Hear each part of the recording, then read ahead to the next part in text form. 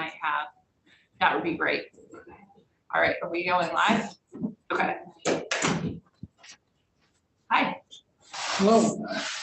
So this is Tuesday, January 31st, I believe. Yes, the last day of January 2023, and this is the Senate Government Operations Committee. And we are going to be talking about emergency response operations and emergency dispatching in the state of Vermont today, with the hopes of finding a long-term solution to that sort of vexing problem. And we have police chief from Middlebury, Tom Hanley. He's my hometown police chief, so it's really nice to have you here, Tom. And we'll introduce ourselves, and then I'll just turn it over to you, and you can tell us what you think we should hear as we're really mulling this difficult problem. So, as you know, I'm Senator Ruth Harding, and I represent the Addison district.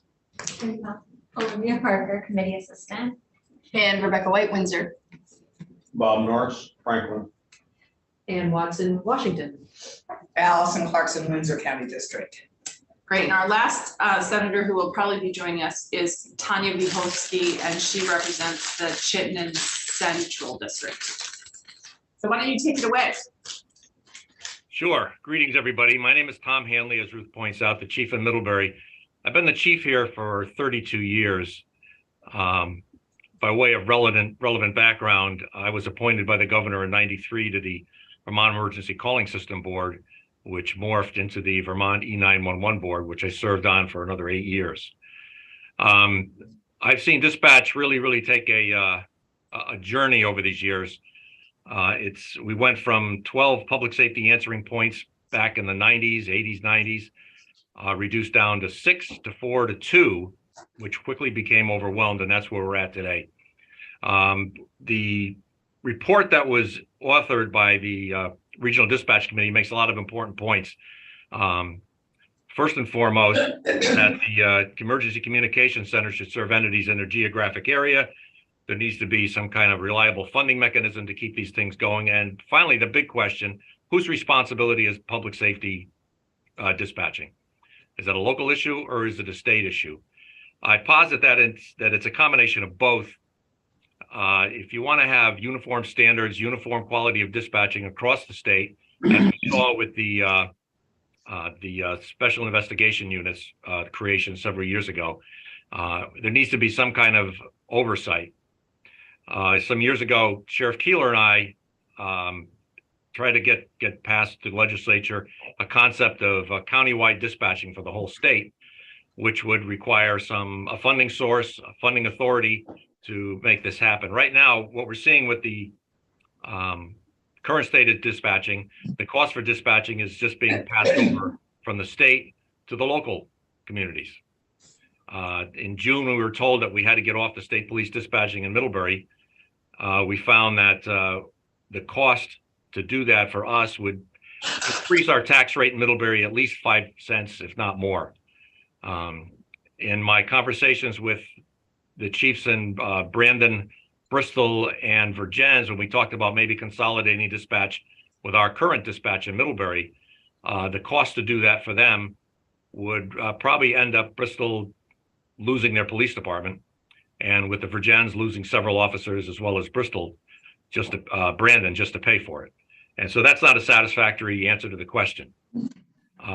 We hope that as this goes along, we'll see that there is some kind of way to create a funding mechanism for local dispatch and consolidated local dispatch so that we're not all in one area. Shelburne Dispatch has a great setup there, but they have no failover. If something happens with Shelburne, it doesn't go anywhere. All those communities lose their dispatch. I would concern when I saw the regional dispatch plan come out is that we're going to end up with this mishmash of different sorts of agencies. We kind of held off here in Middlebury waiting to see what the recommendations of that dispatch was. And at the end of that, there were 10 different agencies that were are targeted to get significant money to upgrade their dispatching. However, nobody in Addison County was included in any of that. So at this point, all of us in Addison County still have no home to go to if we were looking for dispatching.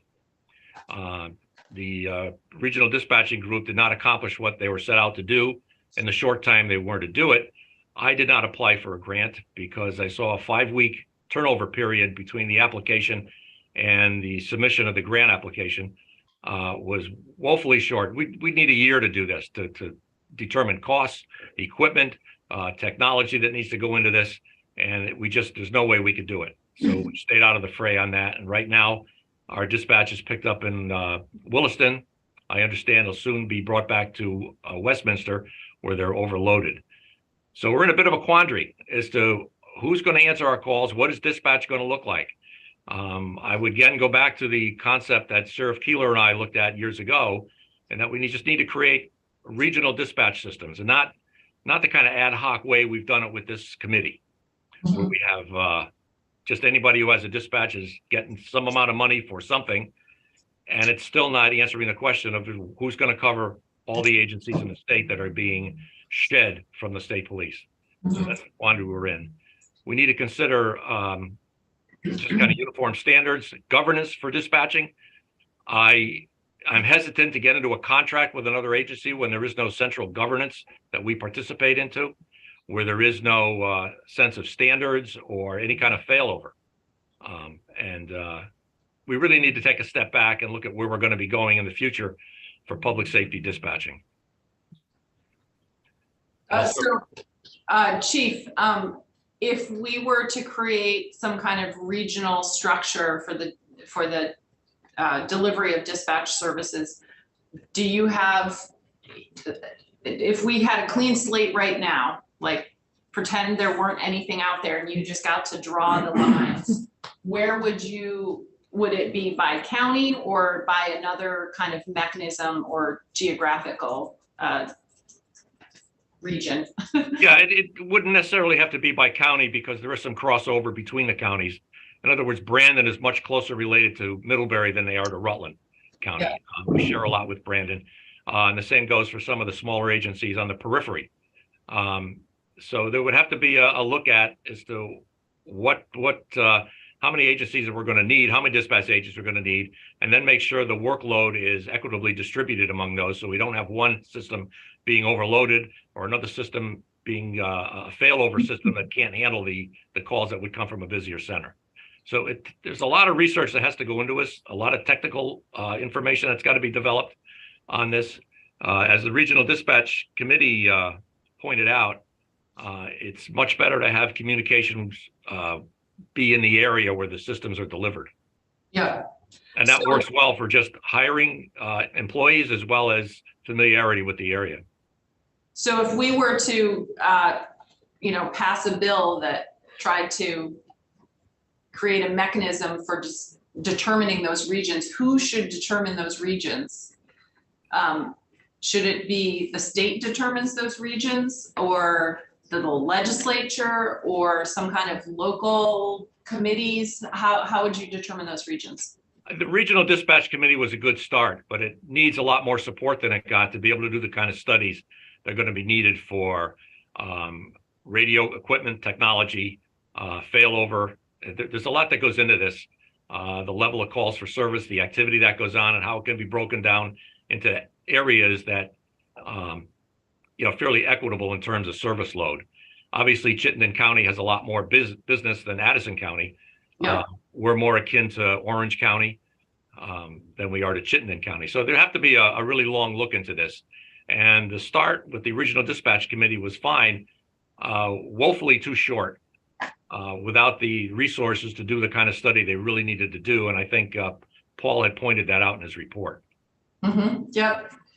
Are there other questions right now for Chief Hanley? Senator White, you look eager. Yeah. Yeah, go ahead. Senator White. Thank you, Chair Hardy. Chief Hanley, thank you. I appreciate your commentary around how the study was done and the lack of maybe robust support for it to be able to come to a clear conclusion. I'm wondering what, in your view, I'm nervous for us to punt and do another study. And I'm wondering if you could talk from your perspective what the urgency is. And if you feel like the risk of waiting and doing more research as you've outlined is worth that. And what would be kind of the drop point where you're like, we can't, the urgency is too great, we need to make a change? Unfortunately, this whole thing started years ago, and we haven't really done anything till we got to the crisis level. And I would hate to see us have to remain in a crisis level till we were going to do it. I mean, do it right, do it once. And what we're doing is we're seeing the state police looking to shed as many agents as they can, as quickly as they can, and people are scrambling for a place to go. Nobody in Addison County has a place to go. The sheriff's department, the 3 police departments. And, I don't know what's going to happen. We've been told that we need to get our calls coming into an answering machine or a voicemail, and that somebody can pick them up and deal with later. That's unacceptable. And I can't help that the planning for the current dispatch situation, the flaws in this go back many years back when I was on the 911 board, when we were looking at the state police getting rid of the 12 dispatch centers they had around the state, going to 4, then 2. And you could see the problems that were going to develop. And, we can't be, we can use history as a learning tool, but going forward, we've got to be able to do it right. And maybe try to hold our breath or tighten our belts or do something until we can get this thing done right and, correct it. Okay, thank you. So, yeah, well, first of all, Chief, I just want to assure you that I will make sure that there is a home for Addison County. My committee is taking this up, and we're going to find a solution because we have the best committee in the building. And I'm not going to let Addison County fall through the cracks, because it happens all the time. People forget that there's something between Burlington and Rutland, and it is my entire Senate district. So, so don't worry, I will take care of Addison County to the best of my ability. And I also have a question. You were on the E911 board. We're hearing from Barb Neal next, actually. And I'm curious what you think, if you think, or how you think, or if you don't think that E911 should be sort of integrated into whatever solution we come up with or not. Or do you think they're working as a sort of separate board and entity, or should they be part of whatever this new solution is? I think it's time to consolidate and just make one board that oversees emergency telecommunications and dispatch. They are part and parcel. They are related. The 911 board, when it started, gave it a, they had a way to fundraise and get funds for making things go, and they came up with uniform standards, and all that was applied across the board, and the model worked really well. Dispatch, of course, went off on its own, and they're in the same building. They're answered essentially by the same people doing the same jobs for the person that calls. If somebody calls 911, they got to be reassured that not only is their call going to be answered, but somebody's going to respond to that call. And right now there's a bit of a disconnect between 911 and dispatch, naturally, because they're 2 different functions, but really they should come under the same roof. Okay, that's helpful to hear. Senator Clarkson. Thank you, Tom. Since you served on the 911 board and given your intimate knowledge of this system and as a user of the system, how would you say all the technological advances we have made in our both cell service, in our rolling out of the communication union districts, and the whole interlay of our internet capabilities, how would you say that plays in our ability to look at a 21st century dispatch system? And what's the opportunity here that we're not connecting? As fiber grows throughout the state, that's going to be critical for both radio and telephone communications. And so, yeah, there's a lot of technology out there, developing technology, and I don't mean bleeding edge stuff. I mean stuff that's proven that works and has worked in other areas that we should be able to adopt and use here to make our dispatching and our 911 system more efficient across the board. Okay. Are there other questions for Chief Hanley at the moment? Okay.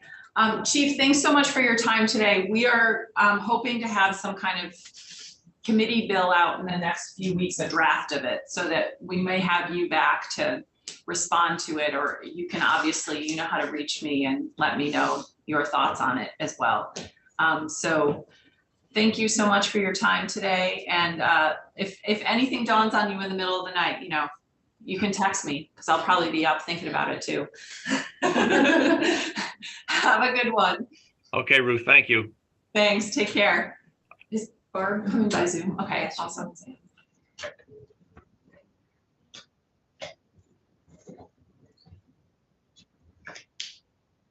She has a couple documents that are up on the. Okay, they're on our website. You should have come in person. And Zoom. Hi, Barb. Hello, how are you? Can you hear me okay? Yeah, we can. So Okay. Excellent. you've been in, right? You met all of us, right? I have met Yes, all of okay. you, I think just last week or maybe 2 Right. weeks ago. Time is flying. Yeah, you and Roger were in. I'm trying to remember who has met us and who hasn't. So we won't go through introductions. Okay. We just heard from Chief Tom Hanley in Middlebury, and we're gonna hear from you, and you can have us, about an hour you had requested. So if you want to take us through, we have your documents on our website. So I don't think you'll need to share the screen unless the committee prefers you to share the screen. So, okay, just introduce yourself for the record and take it away. Sure, okay, thank you. Good afternoon. I am Barbara Neal, Executive Director of the Enhanced 911 Board, and it is nice to see everyone again today. Sorry I couldn't be there in person. I'm here today to go into a bit more detail about the structure, the key partnerships, and the operations of the 911 Board, including how we interact with Vermont's public safety answering points and the 35 or so other dispatch centers in Vermont or serving Vermont that directly interact with the 911 system.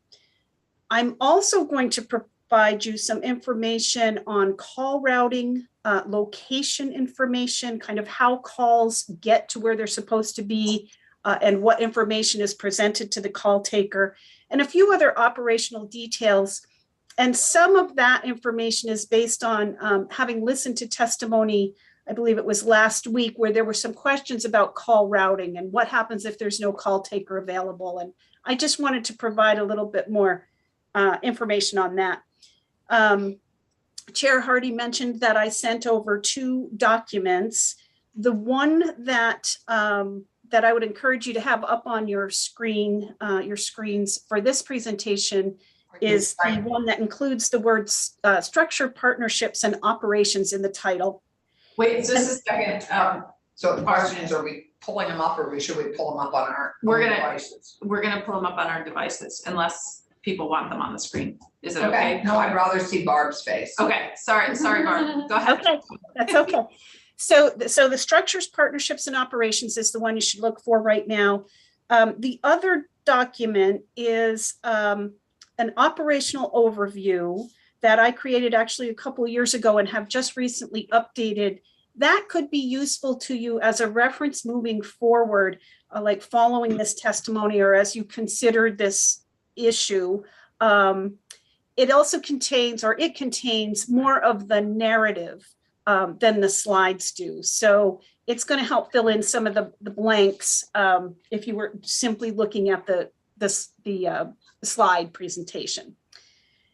So when I testified a couple weeks ago, we did cover some basic information about the board. I want to give you a few quick reminders. One is that the board was established in 1994 and designated by the legislature as the single governmental agency responsible for statewide enhanced 911. We are an independent board, not attached to any other agency or department in state government, and the board reports directly to the governor. The board itself consists of 9 board members, all appointed by the governor, 1 each representing state, local, and county law enforcement, emergency medical services, fire service, municipalities, and 3 members of the public. Now, prior to 1994, most Vermonters did not have access to any level of 911 service. There were a few exceptions. In fact, in Lemoyle County, they have had a basic 911 service since the mid-1970s. And then in a few other towns, there were some very local 911 operations going on, but it was not available statewide. The intent of the legislation was to create a statewide system for 911 that would serve all Vermonters and would allow emergency responders to more quickly and efficiently locate callers and emergencies. Additionally, the legislature intended the statewide 911 system to be a state and local partnership. And the fact that the board is independent, again, not attached to any other agency or department in state government, has been, in my opinion, a critical element to our success and our ability to collaborate with and effectively support the stakeholders that we have in every single town in Vermont. Now, according to the board's historical documentation, when the idea of the statewide 911 system was first introduced in the early 1990s, there were concerns. Some Vermonters had some concerns about the concept. And there were three major concerns. The first was privacy. There were concerns about having certain personal information available or readily available to the law enforcement community. There was it's referred to as home rule, which means there were concerns or there was a fear about the loss of local control over local emergency response. And the third big concern was of change itself. And specifically, there was a resistance to a uniform standard statewide addressing scheme, which the 911 board was tasked with developing the standards for and continues to do so today. So the comprehensive and representative membership of the 911 board was designed to address those concerns. 911 is, of course, we all know, a critical service. It's available to everyone.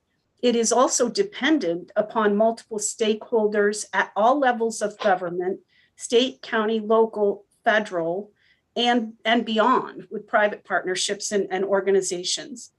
A representative board ensures the appropriate parties have a seat at the table and a voice in the discussion on these matters that are impacting everyone. So if you're following on slide 2, you will see a note about the board staff and what we currently consist of. I'm going to get into that in more detail on the next slide, so I'm just going to jump over that bullet right now. I'll direct you to the next bullet down, which should be talking about how we're funded through the Vermont Universal Service Fund. As you're aware, there are troubles with that fund and revenue shortfalls in that fund that have been occurring for a few years. I'm not going to focus on that in today's conversation. My understanding is that issue is being discussed and considered in other committees at the State House. So that is just a mention of our funding. And finally, on slide 2, you'll see a statement that I need to make every time I give a presentation. The 911 board has operational oversight and management of the 911 system. We do not have oversight over dispatch agencies or their operations, nor over emergency response agencies. So if you're following along, we're moving on to slide 3 now. And we have a question. okay. Senator Clarkson. Barb, as you know, and one of the recommendations has always been, and as long as I've been hearing this, one idea is to fold this all into 911. When was the decision made that the board would not have oversight over all the rest of dispatch?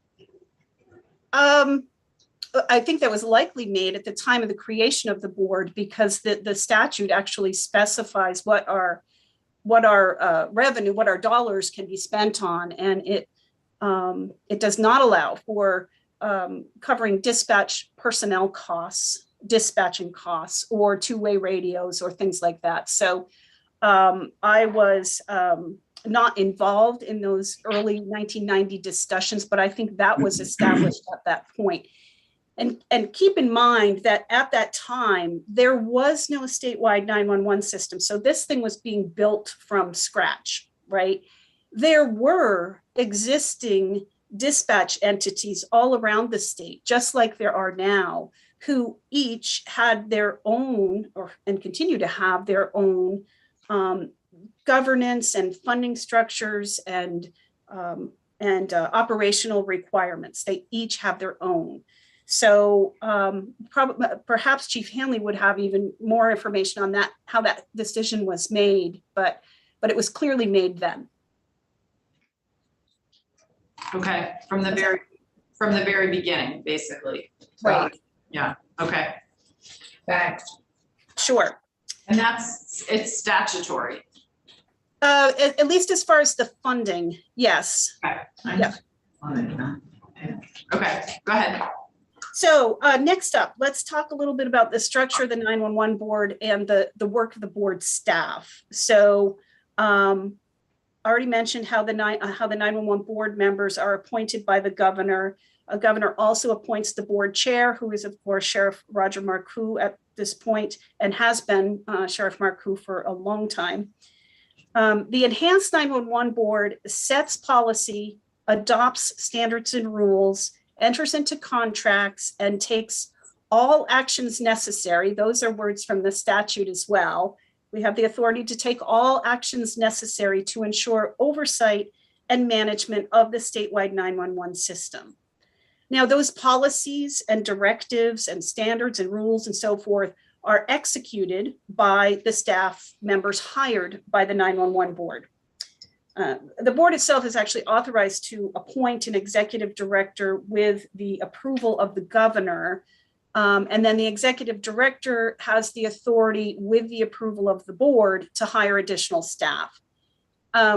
Executive director's responsibilities generally providing leadership and direction for all activities associated with the operation of the statewide 911 system, day-to-day direction of board operations, management of staff, consultants, and contractors, establishment of system performance benchmarks, measurements, and so forth.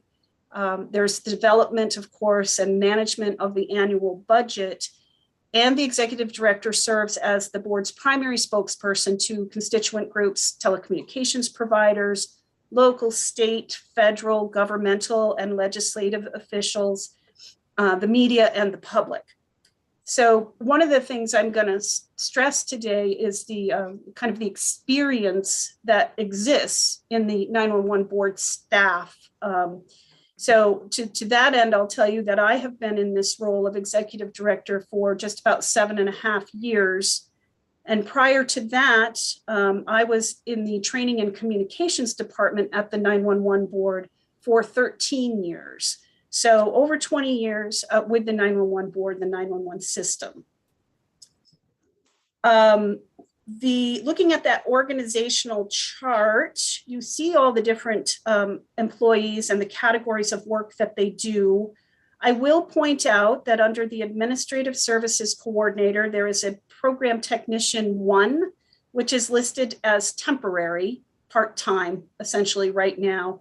Our FY24 budget request includes a request for funding and authority to move that position from a part-time position to a full-time position. So that will be addressed, hopefully, in the budgetary process. Now, in very general terms, the board and its staff ensure that all Vermont 911 calls are routed to the appropriate PSAP. They're answered by a trained and certified 911 call taker. We ensure that accurate and complete location and responder data is presented to the 911 call taker at the time of the call. We ensure that the caller is connected to the appropriate dispatch agency for the needed responders.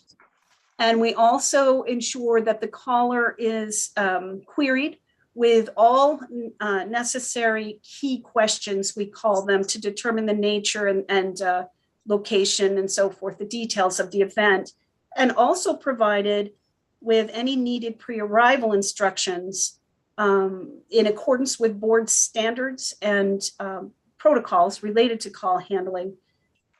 before the responders can get there. Those are designed to hopefully prevent the situation from getting worse while responders are en route, or at least give safety instructions to callers and bystanders. So Barb, I have a question, Sure. that actually a constituent asked me. Does 911 determine who shows up at an emergency, or does the dispatcher determine who shows up in an emergency? Like literally if it's an ambulance and police officer or a fire truck and an ambulance, who determines which sort of combination of emergency responders shows up? So there's a couple different levels here.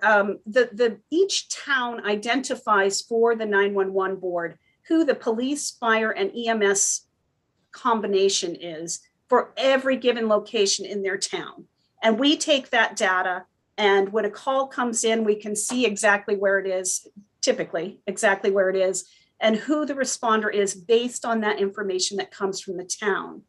But I think really what you're asking is, if you have a car accident with injuries and leaking fluid, who decides that it's going to be police, fire, and EMS that goes to the scene? Or maybe a better example is if it's a car accident, there's no injuries, but there's leaking fluid. Who decides if it's going to be police, fire, or EMS, or all three going? Yeah. And those decisions are actually made at the dispatch level, presumably based on agreements between the dispatch center and the actual responder agency.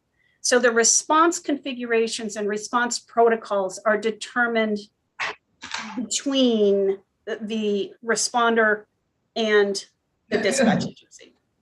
Okay. Now, we have protocols that say, if you have this type of event on a 911 line, the 911 call taker will notify each of these responders so that they are aware of it. But the actual decision to leave the ambulance bay or the fire department facility is not ours. Got We it. notify and they decide. Okay, that's helpful. Thank you. Okay. So the staff at the 911 board does not typically take 911 calls. I may have mentioned this the last time I was in response to the staffing crisis that's been most notably experienced by the Department of Public Safety over the past couple years. We did deploy our training coordinator staff, our training staff, who are certified call takers, to 911 call taking responsibilities during certain critical hours of the day.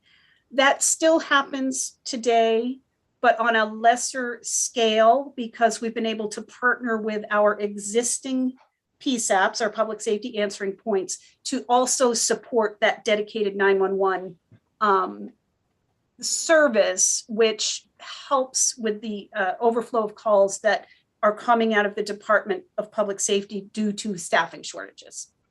So typically, though, our training department does not take those 911 calls. Rather, what they do and what we do as the entirety of the board is provide support functions for the 911 program, including information technology management, training, development of geographic information services, GIS, your mapping data, and ensuring the accuracy of addresses throughout Vermont. So there are 4 departments within our small board office. The first is that I'm going to start with is the IT system department, and that is made up of 2 staff members in IT management.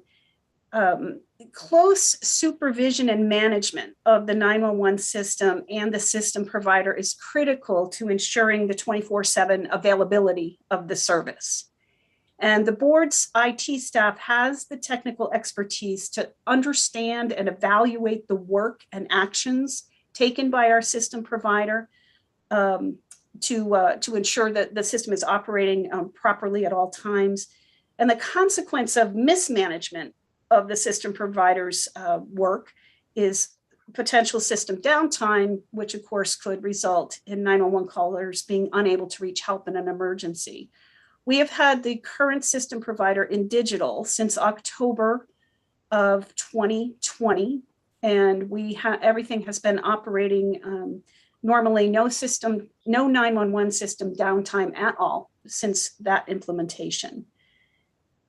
Additionally, the next generation 911 industry is rapidly evolving, and Vermont's 911 system must be able to accommodate new technologies. Text to 911, for example, has been in place for over 10 years in Vermont, but things that are coming down the pike could include the ability to receive pictures or video, or and certainly the communications landscape is always changing. So 911 needs to be able to respond to that, to communicate with people in the way they are communicating.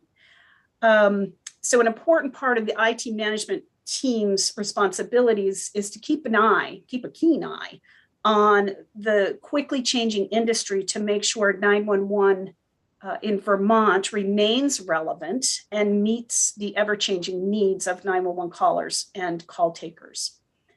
So we have an IT manager that heads this department.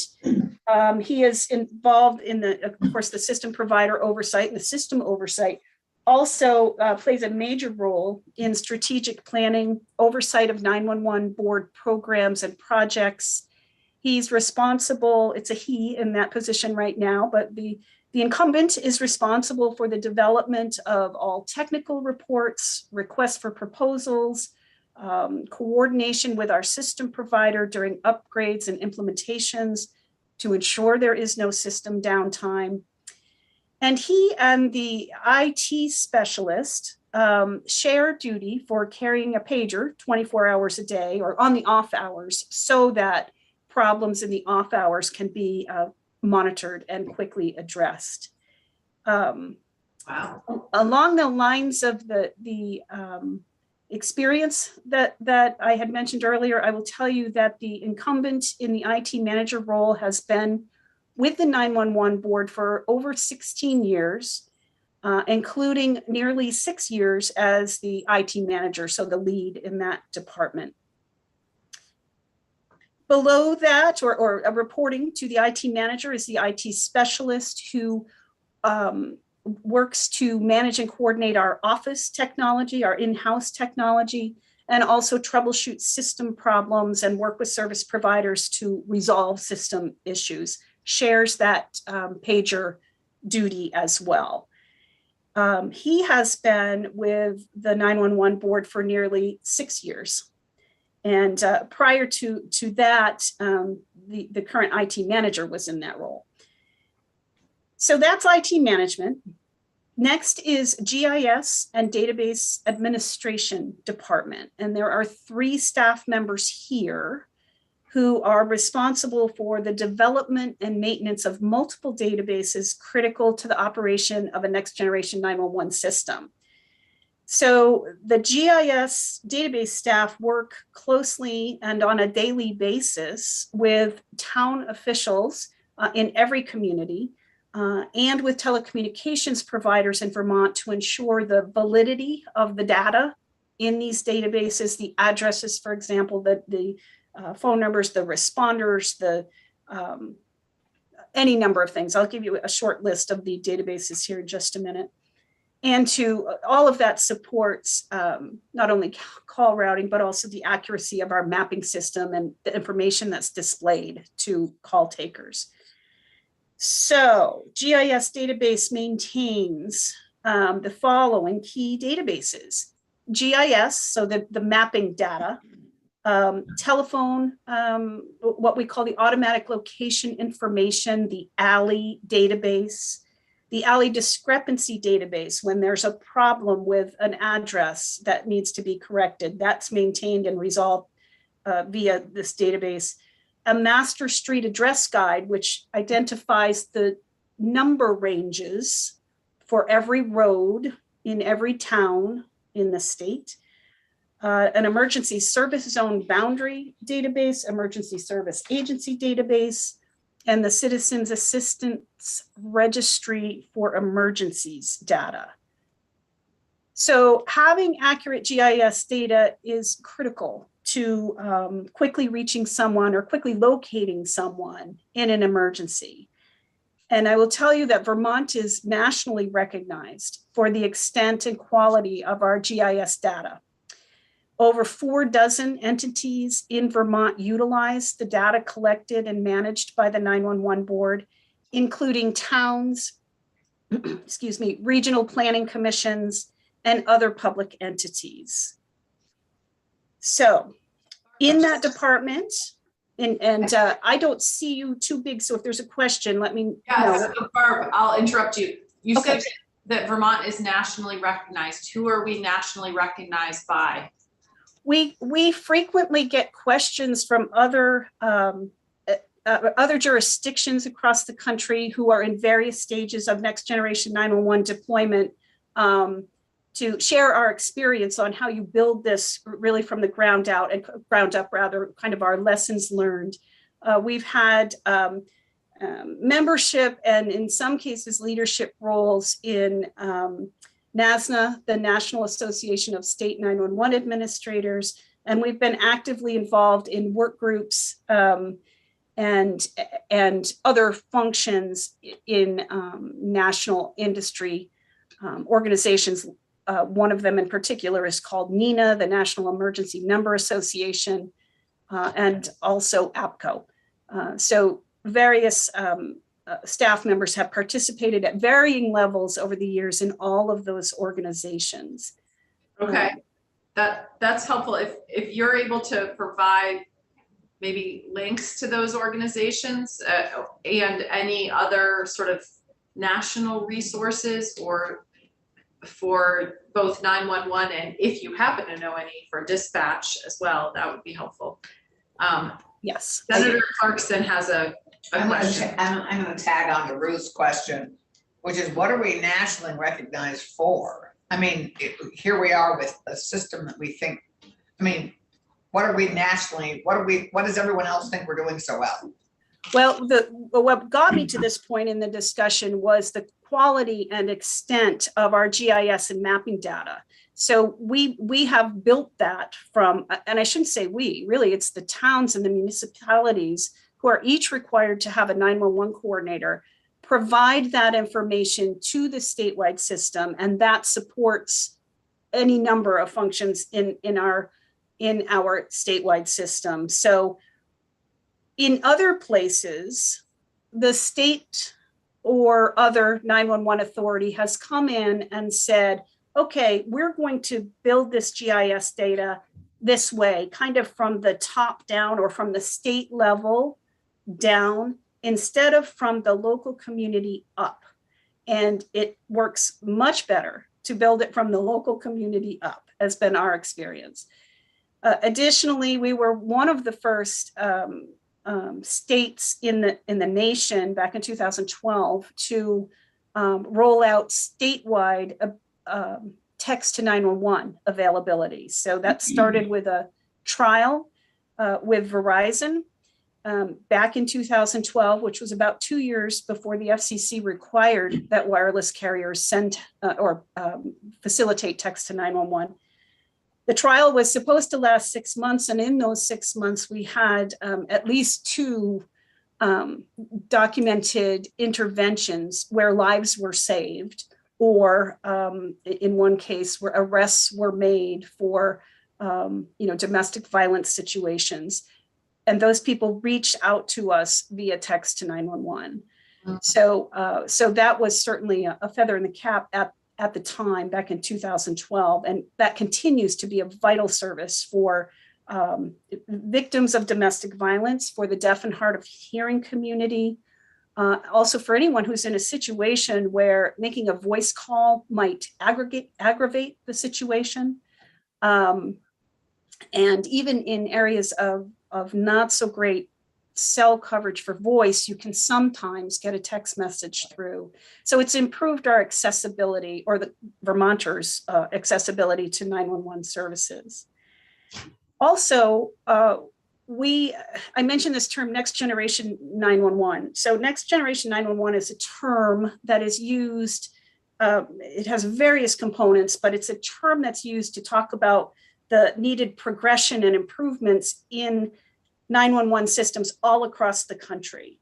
And one of the components of a next generation 911 system is something called an EZNet, an emergency services internet system for moving calls through, for processing 911 calls. Vermont, that is not the entirety of a next generation solution, but that's part of it. We had our first EZNet in place in Vermont back in 2007, and then have built upon that ever since. And I think I talk a little bit more about that later on. So we stay abreast of the standards development process out there in the world at these national organizations.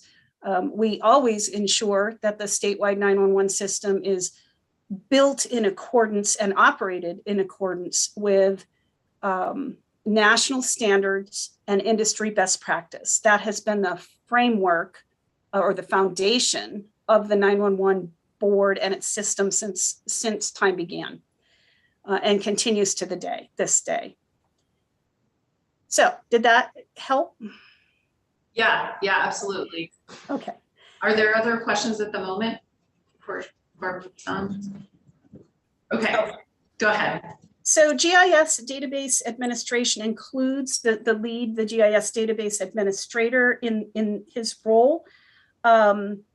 He has been with the 911 board for 23 years. He started as a GIS and mapping specialist and has made his way up to the GIS database administrator.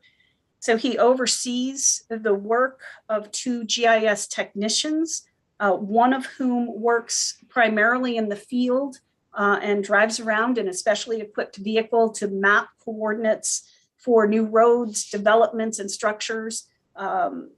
Both of the GIS technicians and the database administrator do various tasks to ensure that the GIS data is kept up to date. The second GIS technician works primarily in the office. He works remotely, actually, but he's primarily at a desk, working with town coordinators all across the state to resolve location discrepancies, to assist with addressing or applying the addressing standards that are set by the 911 board. In some cases, he will help coordinate the readdressing of entire sections of towns or an entire town. So between the two, or really, I guess I should say among the three, there are commonly, just about 3,000 edits per month that are made to the GIS data from all of this activity. So as for experience there, our Just 1 second, Barb. Senator White has a question. Thank you, Chair Hardy. So that number is surprising to me that you have 3,000 edits every month for the GIS system. Are those, what percentage of calls then are somehow connecting you to incorrect information? Or is it just that you're catching them through routine processes? I guess that just flags for me as concerning that there's that. It's good you're catching them, but yeah, well, it could be, for example, correcting the location of a driveway, by a few feet or yards, sort of that quality control piece. Okay. I mean, certainly there are other things where we'll get reports from time to time from a PSAP, the Public Safety Answering Point, that a structure is maybe no longer there, or that address is actually on the other side of the road than what is being displayed in the map. Those are less common, but they do occur. And so they get corrected typically within 24 to 48 hours of us becoming aware of it, once we've verified that the correction is correct, is what needs to happen. So not interfering with, for the most part, the response of the person on the other. Typically not, no. And one of the requirements is that a 911 call taker confirm the location with the caller, right? The location of the emergency. So we don't make an assumption that what we're seeing on the screen, we being 911 call takers, is accurate until it's confirmed. And so that will sometimes identify some of these outliers too. Thank you. Sure. You've comforted me. Yes, okay. Well, I can get you, I don't have it right on the top of my head, but I could get you information on the types of edits that are being made that I think will give you even a little bit more comfort. So we have there is a measure of accuracy between the GIS data, the mapping data, and what's in our ALI database, the telephone records, like the telephone records that exist. And the national standard is something like that, be better than, I think it's 97%. And ours is over 98% accurate. So the data is good. It just does require constant maintenance and care. So for as far as experience with our two GIS technicians, 10 years for one, the one that works primarily from a desk, and the other one is new. He's been with us for just over a year. He did replace a departing staff member who had been with the 911 board for over 16 years. So moving on, then we get to the training and communications department. Typically consists of 2 staff members. We have 1 vacancy right now. But this team is responsible for training, certification, recertification, and continuing education of the 100 or so 911 call takers that are employed by the PSAPs all across the state. This team is also responsible for quality control programs, so evaluating the effectiveness or how well the call takers are applying the standards and protocols, public education and outreach initiatives, and the development of a new call taker wellness initiative. This department has gone through a lot of restructuring of late. And so what we have now is a 911 training and communications program manager. She's been with us for about a year and a half. She's responsible for the development, management, oversight, and implementation of all the training and continuing ed activities and these other things I mentioned, the quality control, the wellness initiatives, and so forth. And then the position that is vacant, and we expect to post this position within the next couple of weeks, actually, is emergency communications training coordinator who supports and assists the program manager with all of that work, and is also, along with the program manager, providing classroom instruction, training records management, and that type of thing. So we are looking forward to getting that department back to full force. And that is, that department has a special place in my heart because that's where I came from. So that may drive the current program manager crazy, but she's doing a fantastic job. So then we have the administrative and compliance department. So this includes our administrative service coordinator, takes care of our front office type work, or the business of the office, right? So processing invoices and responding to subpoenas. She serves as the clerk to the 911 board as well.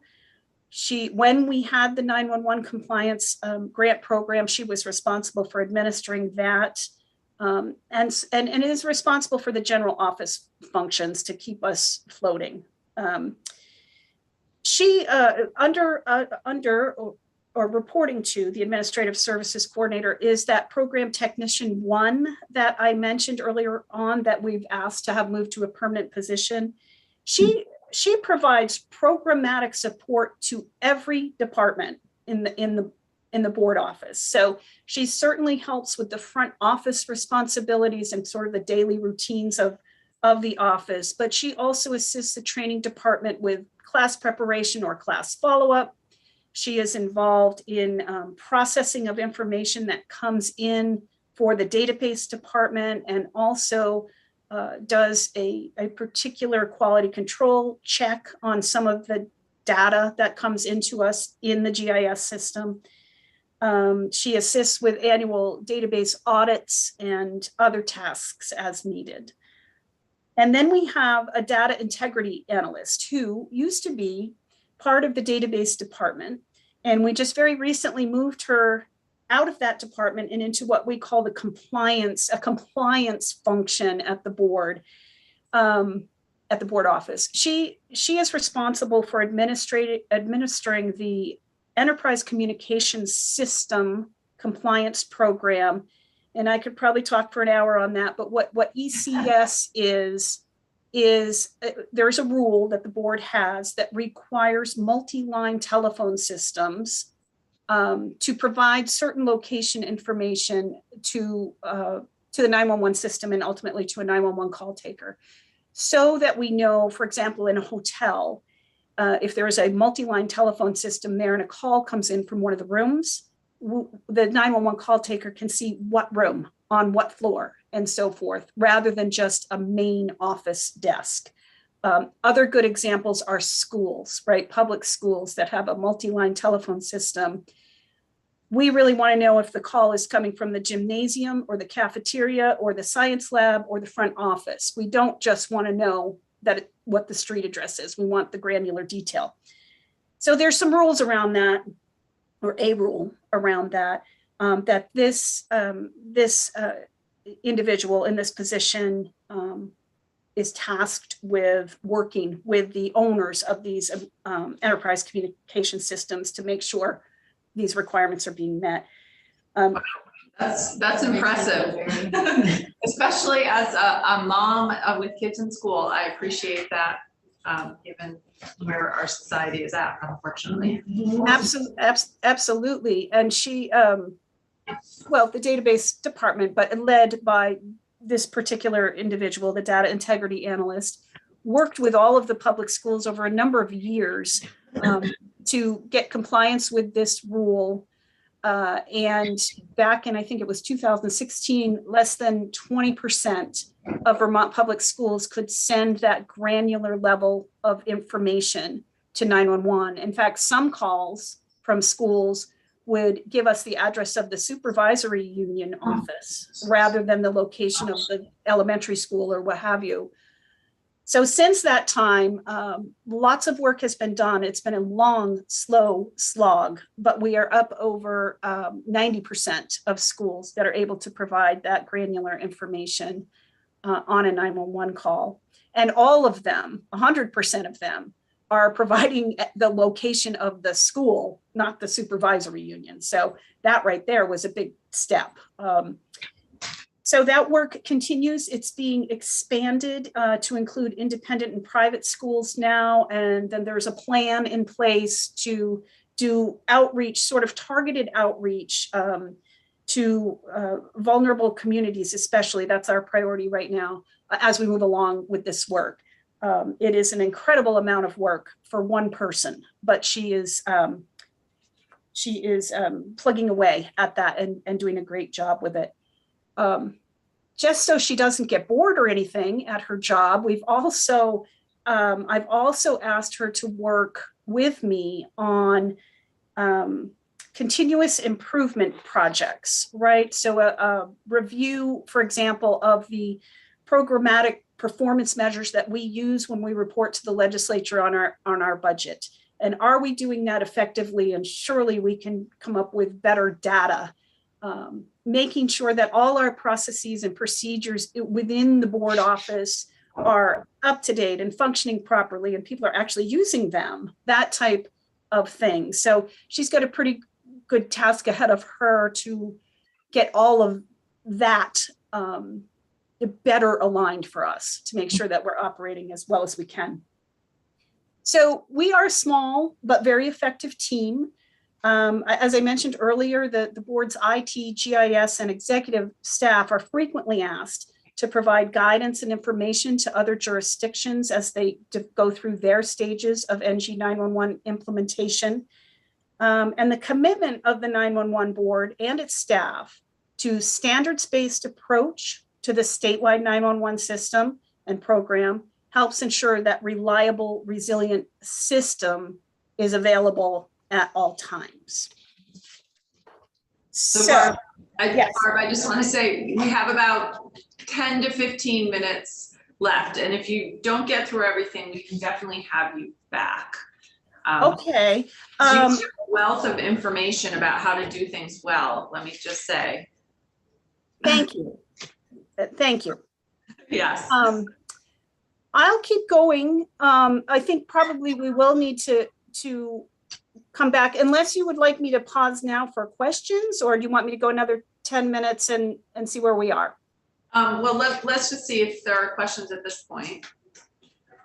Senator Watson. So this is not necessarily exactly related to E911, but so clearly the board is the oversight for, well, actually, I kind of want to make sure that I'm understanding this. So Yeah, go the for it, yeah. E911 board is the oversight for the PSAPs, or the operational system that even just gets the information to the PSAPs. So more the latter. So Okay. the operational system, or the system that brings the calls into the PSAPs. But we also provide the 911 equipment in the PSAPs, which is separate from the dispatch equipment. It's a totally different set of equipment. Yeah. We provide that equipment, and we train and certify the 911 call takers for that work.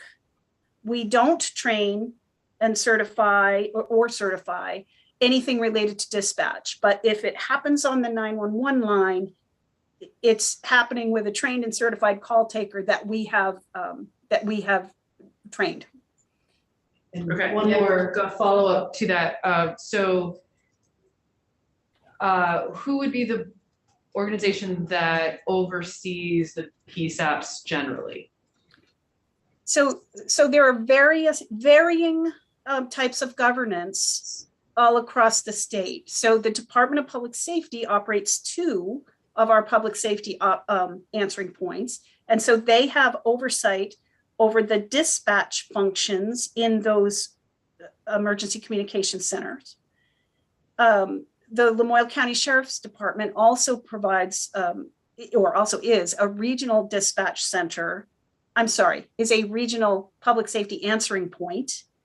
And so the Lamoille County Sheriff has responsibility and oversight over the dispatch operations in that facility. And then we have 3 PSAPs that are operated by the Shelburne, St. Albans, and Hartford police departments. And each of those agencies has oversight of the dispatch function in their operations. But there's no overarching, there's nobody like overseeing all of them. Correct. There's no statewide, there is not statewide governance over dispatch operations Okay, in Vermont. thank you. Yeah. thanks. Okay, good. Keep going for 10 minutes or so. Yeah. Okay. Thank you. Okay, so actually we just covered what's on slide 4, which is the PSAP configuration, right? And I talked about this earlier, how we contract with 5 agencies who provide facilities to house 6 public safety answering points. Each of them is responsible for answering calls from a primary catchment area and also responsible for providing backup services to the other 5 agencies. And this geographic diversity of the multiple PSAPs operated by distinct agencies is wise. So not only does it lessen the impact of human or natural caused events that could significantly impact call taking ability within the states, like for example, a pandemic, it also aligns with the intent of the enabling legislation that the 911 system be a state and local partnership. Technology allows the calls to be answered at any of the 6 PSAPs, regardless of where it originates from. And because the board has developed standards-based training and call handling protocols, 911 callers receive the same level of service, regardless of where their 911 call is answered. Now, next slide 5, shows that looks to be that same map that was just up on the slide before. But if you look closely here, you're going to see little stars at the 6 locations where 911 calls are answered, the public safety answering points. And then you're going to see little black circles, or if you're outside the boundaries of Vermont, they're little black triangles, kind of peppered all around the state. Those are the 30 some odd dispatch agencies that provide service to Vermont and that interact with the 911 system. So in other words, these are dispatch agencies that are responsible for contacting the town identified responders in each town. There are other dispatch agencies that are not on this map, and that's simply because they serve agencies that are not listed as a primary responder in the 911 system. Some sheriff's departments are a good example of that, right? They may have a dispatch function, but not for an agency that is listed in the 911 contacts, if you will, for the primary responders in each of those areas.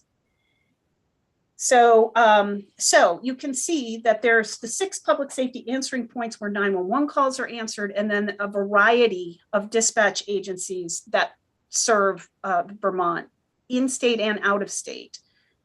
And so when a 911 call is answered at a PSAP, it may be that that PSAP provides dispatching services for some or all of the needed responders for that event. Or it could be that another of these emergency communication centers, these dispatch centers, provides that service for the needed responder. In that case, the 911 call taker transfers, this is all programmed into the system, so it's the click of a button or a click on the map, transfers the call and the caller to the appropriate dispatch agency, who and relays relevant information. And then that dispatch agency contacts responders to go to the event, or who make their own decision about what the response is going to be to the event. Now, the board has in place written agreements outlining the police, fire, and EMS agencies, and in some cases, fast squads, for every location within Vermont. And we know who the responsible dispatch agency is for each. It's the responsibility of each municipality to provide this data to us. We don't dictate, we mentioned this earlier, we don't dictate who goes to a particular location, but we present the data that the town has provided to the 911 call taker at the time of the call. So all that information is managed through that GIS database administration team. And all changes flow through our office to keep the information up to date. Next slide is about call routing. And so now I am back to just the 911 function now. And you'll see this chart presented to you. I'll explain the details of that in just a second. But each public safety answering point is expected to answer 90% or more of the call volume that originates from its primary catchment area, all those colors on the map, right, that I showed you a while ago, and for providing backup to the other 5 PSAPs. So this chart shows the fiscal year to date, FY23, primary catchment area answer rate for each PSAP in Vermont. And you can see the impact of the staffing challenges because several of these numbers are below 90%, right? So if you look at the St. Albans catchment area rate, it's about 83.7%. That's below the standard that is below the expectation. And that is due to an ongoing staffing problem that is in the process of being resolved. Westminster is at the end of last year was at about 81% for their primary catchment area answer rate. Williston is climbing back to the 90%, and in fact, in the past several weeks has been over 90%. So system-wide, about 13% of the calls are answered at a PSAP other than their primary PSAP. So I thought I heard a figure last week of closer to 50%. And I just wanted to clarify that even with all the staffing shortages, we like to be under 10% of these calls being answered outside of their primary catchment area. We're at 13% or a little bit over. So that's some on call routing. Another question that came up last week was how the 911 system knows where to send a call, right? How things are routed. So a wireline call, your old traditional wired telephone, is delivered, the calls from those phones are delivered to a PSAP based on the physical address of the owner of the phone. That data is entered and verified in the ALLY database by the telephone service provider when service is initialized. VoIP telephones are also routed based on the address listed in the record, but the difference here, and it's a significant one, is that in most cases, that address is provided by the customer. The customer enters their own address on the VoIP solutions typically. And this can lead to problems where the data isn't verified, right? It could be that the customer puts in their mailing address instead of their physical address. They might say that they live in, we call them virtual towns, but they might say they live in Island Pond when in fact the town name is Brighton, okay? So things like that can happen with the VoIP calls, VoIP addressing. They're processed as discrepancies when and if they come through, and customers can, we have some online tools that are available for this, but they could always just contact our office to confirm what their 911 address actually is and ensure that it's correct in the data. So that's an option as well. Now, wireless calls are routed in a couple of different ways. There is a thing called location-based routing, which delivers a call to a PSAP based on the actual location of the phone, of the device, whether it's traveling down I-89 or it's on top of Mount Mansfield or it's wherever it is. T-Mobile has deployed location-based routing all across the state of Vermont. AT&T and Verizon have both announced that they're going to do location-based routing, but we're doing some follow-up with them actually as we speak to understand their status right now. But the location-based routing routes the call to the appropriate PSAP based on the location of the device when that device is using a supported operating system. So that's the caveat, right? It has to be a certain level of operating service or above for this to work. So T-Mobile is doing that now. If a call comes in and that phone does not have that operating system, the carrier will return to what's called cell site or sector call delivery or routing mechanism, which basically occurs this way. Wireless carriers tell the board the geographic area that is covered by each sector on a cell phone tower, right? So you have different sectors, different faces of the equipment on a tower. And we program that is maintained in databases at the 911 board. And when a call hits that sector of that tower, this pre-programmed, if you will, this routing information is built in to the system is the best way to explain it. The problem is these sectors can cover wide swaths of area, right? So it's not particularly precise.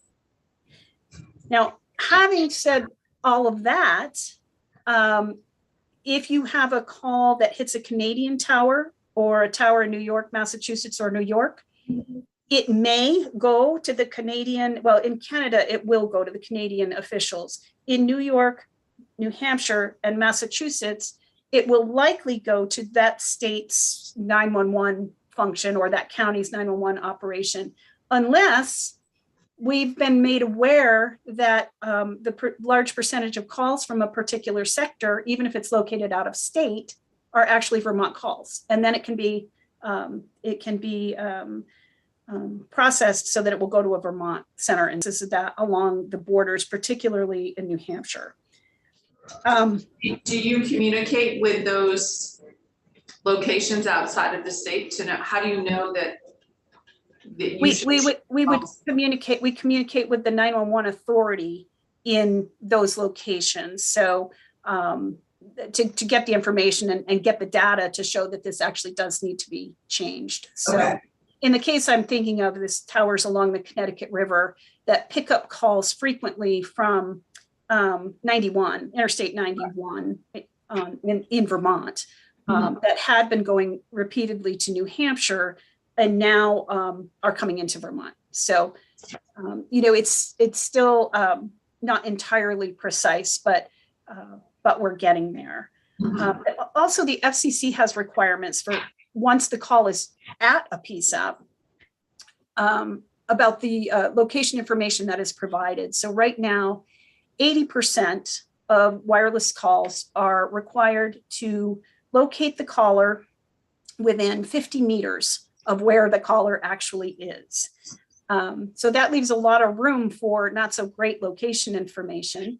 Vermont has, and many other 911 jurisdictions have deployed or implemented a solution called Rapid SOS that will deliver location clearinghouse information from the phone itself to the 911 call taker along with the carrier provided information so that they can.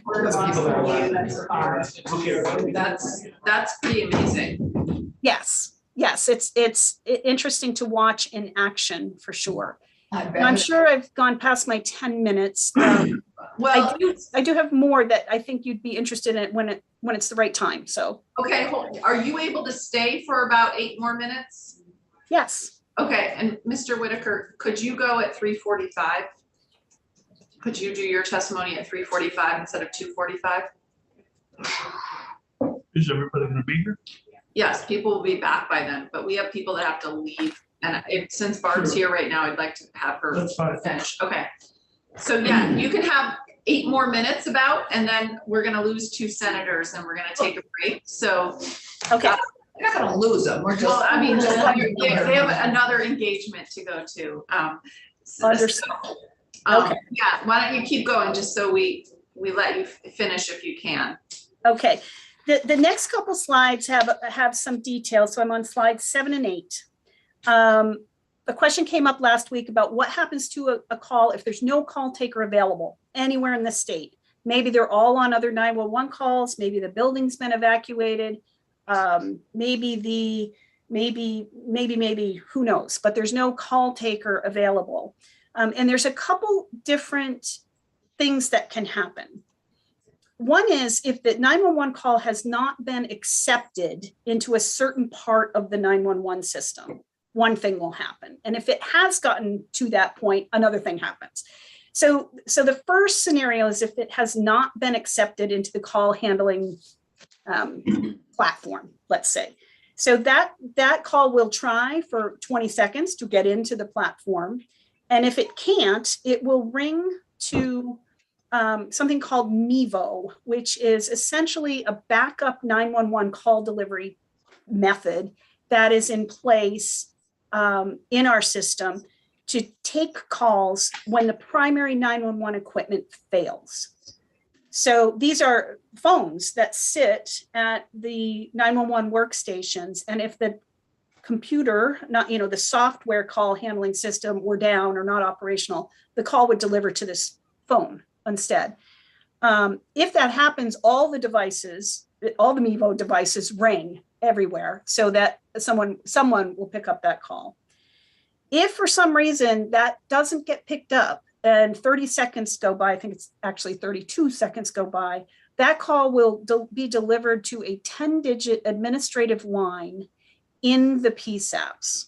So it will deliver to an administrative line at Williston or Westminster or Lamoille, Lamoille, St. Albans, Hartford, or Shelburne, and be answered that way. So you lose some functionality when that happens because you're not getting the caller's location data and all of that. But at least the phone is getting answered, right? So the second way that can happen is if the phone has been accepted into the system, but there's no one available at the 911 position that it's ringing at, right? So the system will move a call. If there's no one available, it will automatically and seamlessly move to the next longest idle call taker, either in that PSAP or in the state, if the PSAP is completely occupied. If PSAP can't answer it, it goes into a rollover queue. Then it goes into a second statewide queue. The rollover queue is manned by those dedicated 911 call takers during critical hours of the day. If there's nobody there, the call goes to the statewide queue. So it rings the longest idle call taker anywhere in the state. There's one final, we actually call it the statewide queue final at this point, that rings in particular PSAPs or tries to ring in particular PSAPs one more time.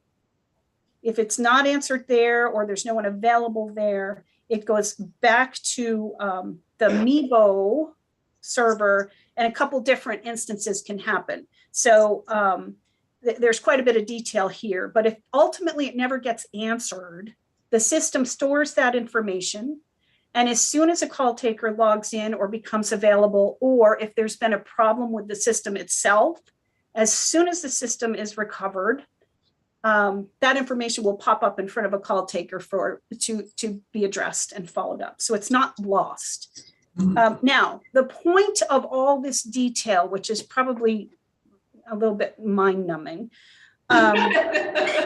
is to let you know that there's resiliency, multiple levels of resiliency and contingency planning built into this aspect of the next generation 911 system, and actually all aspects of the NG 911 system.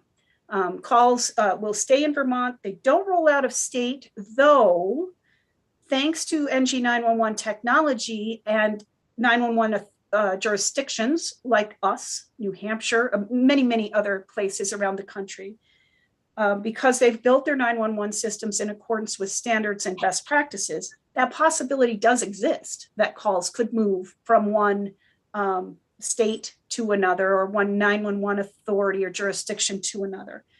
We just don't happen to do it at this point with New Hampshire or any other state. We do share with New Hampshire, though, location information about, if one of those wireless calls is answered in New Hampshire and it belongs in Vermont, New Hampshire will transfer the call to us along with all the location data, and vice versa. And that saves a lot of time and confusion and extra questioning for a 911 caller to just have the location pop back up. So next slide, I'd like to point this out, that the emergency communications is really a system of systems. And 911 is one part of that system of systems. So there's multiple systems involved when someone places a call to 911. Just because we're an independent board, I'll point out, doesn't mean that we don't or that we do operate in isolation. We do not operate in isolation. So when a call comes into 911, that system of systems is activated. First, when you pick up your phone and dial the digits, your call has to traverse the telephone service provider network. So this is, AT&T, Verizon, Consolidated, whoever your Comcast, whoever your company is, it traverses their network. And in accordance with federal and state laws and regulations, those companies deliver their customers' 911 calls to the appropriate 911 system. depending on where the caller's located. Once in the 911 system, the call is delivered to a certified Vermont 911 call taker employed at one of the 6 PSAPs. We talked about that already. And then depending on the location of the emergency, the call may be dispatched from within that PSAP, or it may be transferred out to one of those 30 some odd that I showed you on the map, dispatch centers serving Vermont. And again, each of those dispatch centers has its own governance, equipment, training requirements, and not under our purview. The dispatch agency in turn notifies the appropriate responders and communicates with them throughout the event.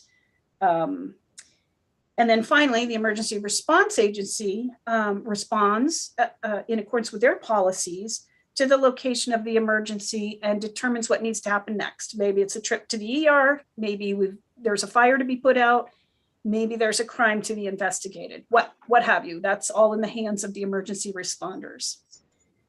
Now, if I get questions a lot about accountability and sort of informally, I guess I would say, who do we blame if something goes wrong in this system of systems? Mm-hmm. And so what I'll tell you about that is it's critical whenever there is a problem with the delivery of a 911 call, or in fact, the emergency response, it is critical to find out what happened, where it happened in this system of systems, why it happened, and what we're going to do to prevent a recurrence. And we could be the 911 board or any of these other entities that are involved in this system of systems. So when the 911 board becomes aware of an event that impacted a 911 call, we investigate it, the complaint or concern. We find out, we review the call, we find out when and where it hit in the 911 system, who handled it, how they handled it. If we identify a problem with the things that we have purview over, we address that. If it's a performance issue or a training issue with a call taker, we follow up with the supervisors at the appropriate PSAP. If we discover it happened outside of the 911 system itself, for example, if it was a problem that occurred in the carrier's network, the incoming call, we follow up with the carrier to find out what happened and facilitate that conversation really between the carrier and the customer if that's needed. If the problem occurred during the dispatch function or the emergency response function, we connect the complainant or we reach out to those entities, to the appropriate people in those agencies to let them know of the situation and again, facilitate that conversation with the customer as to what happened and how are we going to prevent it from happening again. So sometimes we handle the complaint completely ourselves. Other times we, of necessity, engage these other agencies because they are also, or they are involved or responsible for some portion of that service.